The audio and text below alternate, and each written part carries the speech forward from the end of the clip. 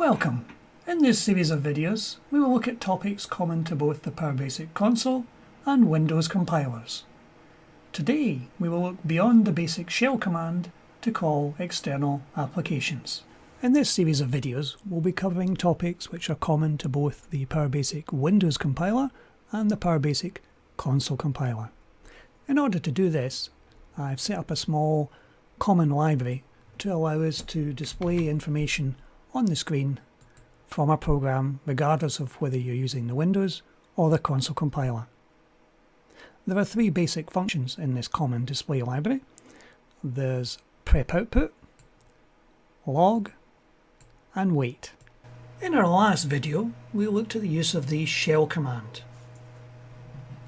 We shelled out to the console using one of the environment variables and did a dir on our current directory, piped the values out to a file, and then we shelled out to the Notepad application, picked up that file and displayed it on screen.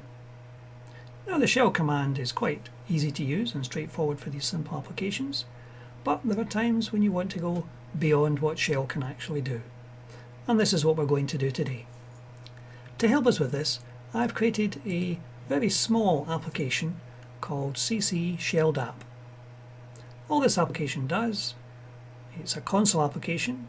It will count from 1 to 10, and between each iteration of the numbers it will wait for 500 milliseconds, and it will output to the console the number it's actually doing.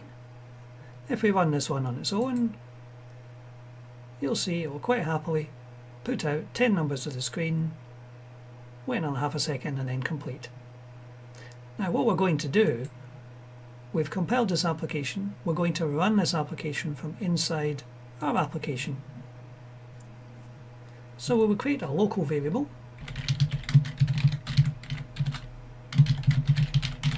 which is going to contain the path to the file we're actually executing. And we'll use shell to execute that. If we run that now, we will see that our messages appear in the console, the messages from the shelled application appear on the same console, and we're now passed back to our own program where we can exit. Now, if that's acceptable to you, that's fine. However, many of the applications which you'll be shelling out to will probably be applications which you did not write. They are external applications that can run on the command line. You will execute them, probably wait until they're finished, and then possibly interrogate a log file they've created so your application can work out whether the shelled application has actually finished successfully. However, you may not want the messages that it throws out to the console appearing in your console. So how can we get around that? Well, there is a new function we're going to add to our application in a new library. Now we're going to add two libraries today. One library which we've already used before, which is the PB file handling routines, and a new library called PB shell.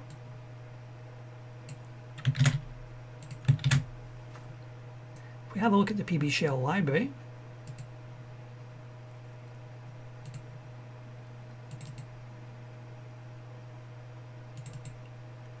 we'll see it has a number of different functions in it. The one we're going to be using now is the execute command function. Now I'll come back to this one in a moment, but if we look back in our code, if we run the same thing through that one new function, now this function will return a true or false, so we're going to test that. And we'll pass it the parameter which we've already created. Now I'm going to add an empty len string onto the end of that, and I'll explain why in a moment.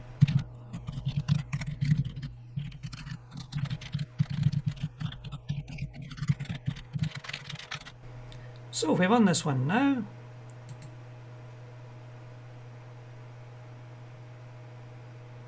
as you'll see,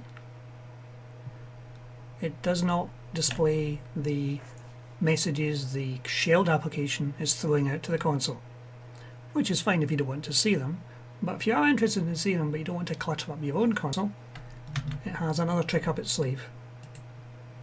If we have a look at the library, we'll see there is an optional parameter.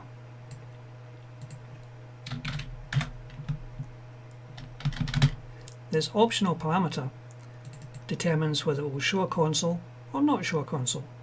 The default is not to create one. However, if we take this parameter here and we put this into our call and run the program again, we will see it opens a completely separate console to throw messages out on, keeping our one pristine clean. So let's have a look at this execute command to see what it actually does. As we saw, it takes in two parameters. The first parameter is not an ordinary string. If we have a look at the help, you'll find that the ASCII Z strings are null terminated strings. Now, many of the calls to the Windows API do actually use these types of string rather than a dynamic string. So what we can do is, if we're passing a string to it, we use our string, we add on a zero-length string, and the whole thing becomes just a string. And then PowerBasic does the heavy lifting for you and converts it to the parameter that the function is actually expecting. So what are we actually doing within this new function? Well, we're taking these two parameters in, one being the command we wish to execute, and the second optional command determines whether we're going to show a console or not. There are two user-defined types set up, one for process information and one for the startup info. And there is a return code which we're going to pick up from our Windows API call. Now we're using a local variable called long_window to determine whether we're going to create a new window or not. If there is no value passed in, we will create no window. If there is a parameter passed in that is not 0, basically we will create a new window. So we're using the user-defined type to pick up our startup info, and we're calling the Windows API call to create a new process. And there is our parameter with the command we wish to execute. Now at the moment I've hard-coded this for normal priority class. If you're running some process that you wish to run as a low priority, a background task that you're not particularly fussed about how long it takes to run, then you can amend this. If we can't create the process, the return from this call would be a 0, in which case you can exit straight away, which would mean the function would be false. Now, depending what you want to do, the call I've made here is I've set the timeout to be basically infinite. It will wait forever for the shelled application to actually complete. Now, depending on what it is you're actually shelling to, you may wish to have a timeout value in there, in which case you can actually change this function to allow a timeout. That way, if you're waiting for, say for example, 2 minutes for the application to finish, if it hasn't completed in 2 minutes, then this will complete. And you can test on that. And if we get to the end, the function is basically true. If you are putting timeouts in, you would have to change this function so that you can determine whether the function is actually successfully completed or whether it had timed out.